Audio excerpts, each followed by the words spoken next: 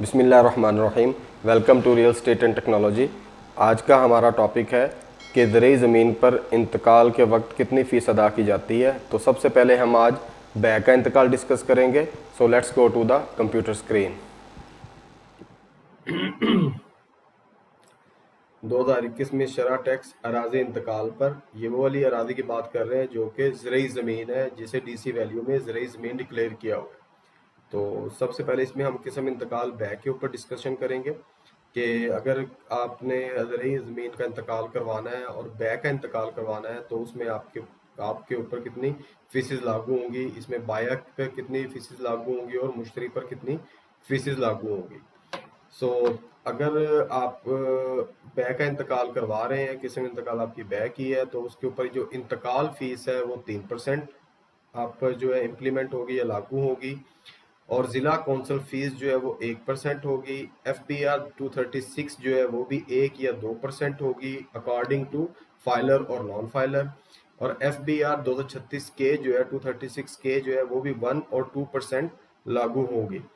کس پر لاگو ہوگی اس روز میں نے آپ کو شو کر دی ہے کہ انتقال کی فیس جو 3% ہے، ضلع کونسل کی فیس جو 1% ہے، اور ایف بی آر 236 کے کی جو 1 یا 2% ہے اکارڈنگ ٹو فائلر اور نان فائلر، یہ مشتری مطلب پرچیزر پر امپلیمنٹ یا لاگو ہوں گی. جو خریدار ہے وہ یہ والی فیسز ادا کرے گا 4 یا 5%. لیٹس سپوز اگر وہ فائلر ہے تو 4% جو آپ کا جو پرچیزر ہوگا یا مشتری ہوگا، خریدار ہوگا، وہ 4% ادا کرے گا. اگر نان فائلر ہے تو پھر وہ 5% ادا کرے گا. اور اس میں جو یہ والا کالم ہے ایف بی آر 236C، اس کے اندر جو 1 یا 2% جو ہے وہ بائع پے کرے گا. 236C جو ہے وہ بائع پے کرے گا اور 236K جو ہے مشتری پے کرے گا.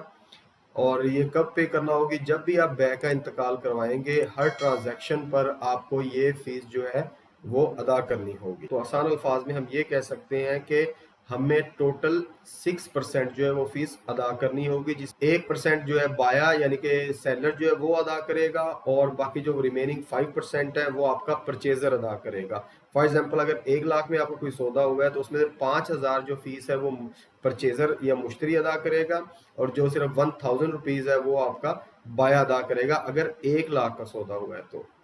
جی امید کرتا ہوں کہ آپ کو آج کا ٹاپک انشاءاللہ ضرور سمجھ میں آیا ہوگا، اور اگر یہ آپ کو ویڈیو پسند آئی ہے تو چینل کو سبسکرائب کیجئے اور لائک کیجئے.